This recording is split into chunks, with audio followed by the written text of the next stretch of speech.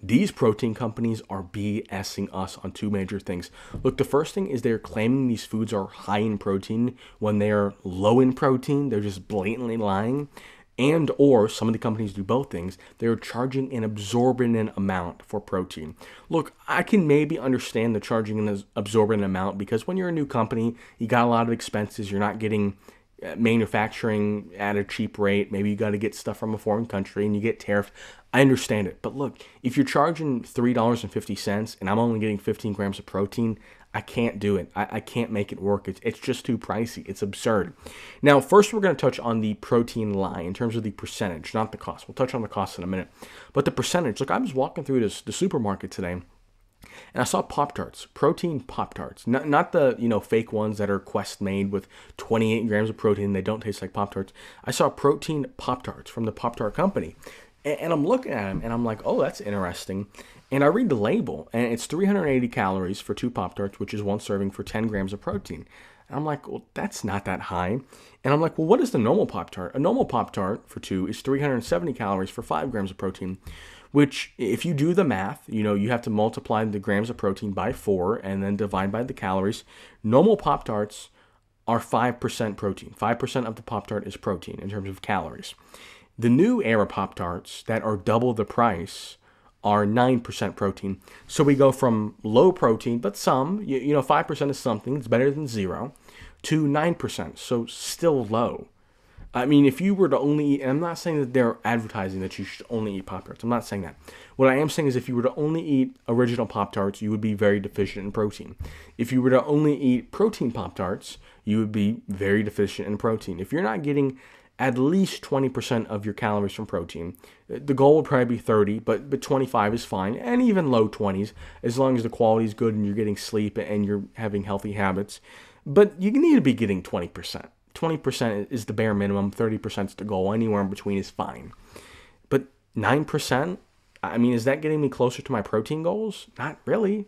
It's not even like it's 18%. If it's 18%, I'm like, oh, it tastes good. It's not, but it is expensive. It's expensive. It's high in sugar. It's not that high in protein. And that's my other issue is I've got 2 protein bars. We've got the David bar, which I've seen a lot of talk about because it's natural.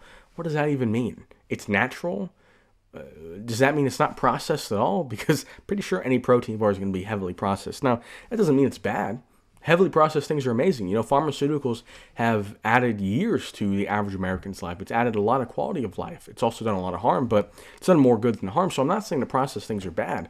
What I am saying is these natural claims are completely absurd.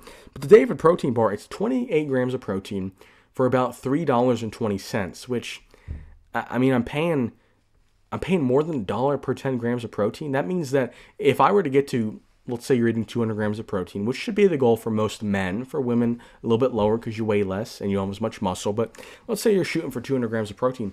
That means you're spending $20 a day to just meet your protein needs. Now, if you were to just eat the David bar, you'd be getting a lot of carbs and fats, and so you wouldn't need much more food than that. But if you were to just be getting your protein in from the David bar, you're looking at $20, plus if you use pre-workout, plus if you use creatine, plus if you use supplements, plus other foods.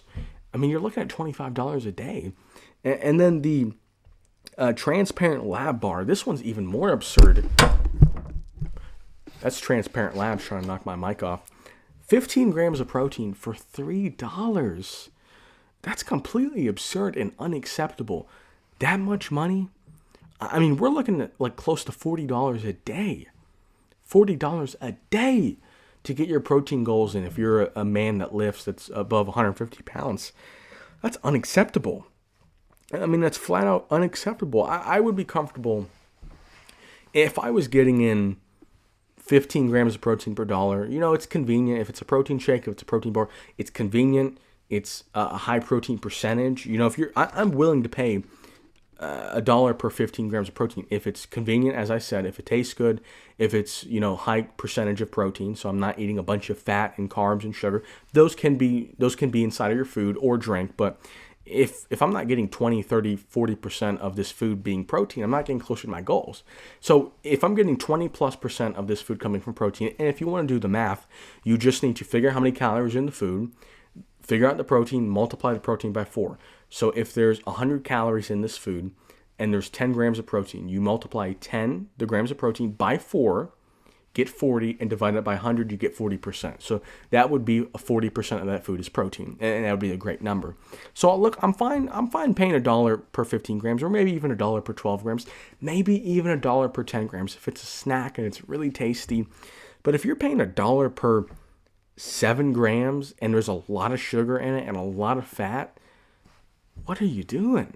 I mean, seriously, legitimately, what are you doing? It's a low percentage of protein, so you're not even really meeting your protein goals. It's expensive. I mean, maybe it's convenient, but you might as well just eat McDonald's at that point. I mean, if you're going to use the Transplant Labs bar and get 8% of the food being protein, or the protein Pop-Tart, just eat McDonald's. McDonald's is cheaper. It's just as convenient. It tastes better. You're getting about the same amount of protein in the protein Pop-Tart or McDonald's cheeseburger and a Coke. Might as well get the McDonald's cheeseburger and a Coke. Look, if you're going to half bleep it, if you're going to eat about the same percentage, and the McDonald's cheeseburger is probably a higher percentage of protein, it's probably the same price, if not cheaper. I mean, if you're not even going to try to get a high percentage of protein, if you're not even going to try to get upwards of 150 grams of protein for under $20 a day, you might as well just eat junk food and have fun with it.